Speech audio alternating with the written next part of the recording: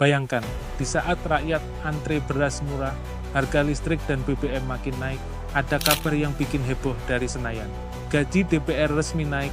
Pertanyaannya, apakah ini wajar di tengah kondisi ekonomi rakyat yang semakin sulit, atau justru bukti nyata jarak lebar antara wakil rakyat dan yang mereka wakili? Menurut dokumen resmi, gaji pokok anggota DPR saat ini sekitar 4,2 juta rupiah per bulan. Tapi jangan salah, itu hanya gaji pokok. Jika ditambah tunjangan keluarga, jabatan, beras, kesehatan, transportasi, sampai tunjangan kehormatan, total pendapatan seorang anggota DPR bisa mencapai 70 sampai 80 juta rupiah per bulan. Dengan aturan baru, jumlah itu mengalami kenaikan. Disebut sebagai penyesuaian kinerja dan inflasi. Angka yang jelas jauh di atas rata-rata gaji pekerja di Indonesia. Di sisi lain, data Badan Pusat Statistik menunjukkan rata-rata upah buruh nasional hanya 3-4 juta rupiah. Sementara harga bahan pokok terus naik. Beras, telur, cabai, daging semua melonjak. Artinya, 1 bulan gaji buruh hanya cukup untuk belanja harian DPR dalam hitungan hari. Kontras inilah yang bikin publik makin marah. Jurang kesejahteraan yang terlalu jauh.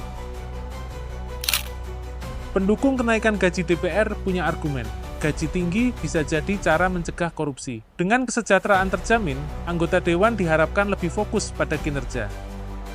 Kita orang adalah perwakilan yang dinamai adalah pejabat publik yang juga digaji oleh masyarakat. Uangnya pasti kembali ke masyarakat. Namun di sisi lain, kritik datang deras. Banyak rakyat menilai ini tidak adil, apalagi ketika program bantuan sosial masih tersendat dan fasilitas publik belum rata. Kalau dibandingkan, gaji anggota DPR Indonesia memang lebih tinggi dari rata-rata pendapatan masyarakatnya. Di Jepang atau Jerman, anggota parlemen memang digaji besar, tapi transparansi dan akuntabilitas mereka sangat ketat. Sementara di Indonesia, masalah absensi rapat, kasus etik, hingga korupsi masih sering terjadi. Disinilah muncul pertanyaan besar, apakah kenaikan gaji sebanding dengan kinerja? Kenaikan gaji DPR ini bukan cuma soal angka, ini soal simbol. Apakah wakil rakyat masih benar-benar peka terhadap penderitaan rakyat, atau justru makin jauh dari realitas sehari-hari? Jika jurang kepercayaan ini dibiarkan, yang terancam bukan cuma ekonomi, tapi juga legitimasi demokrasi kita.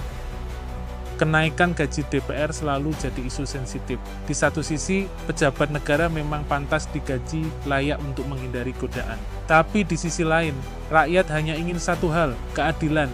Jika kesejahteraan masyarakat belum jadi prioritas utama, wajar kalau rakyat merasa kecewa.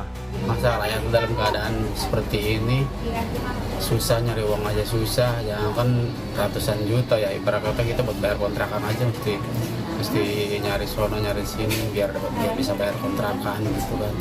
Sementara anggota DPR kita gajinya sangat luar biasa. Menurut kamu, wajar atau tidak gaji DPR naik di tengah kondisi rakyat yang sulit? Tulis pendapatmu di komentar, dan jangan lupa subscribe untuk update fenomena sosial terbaru.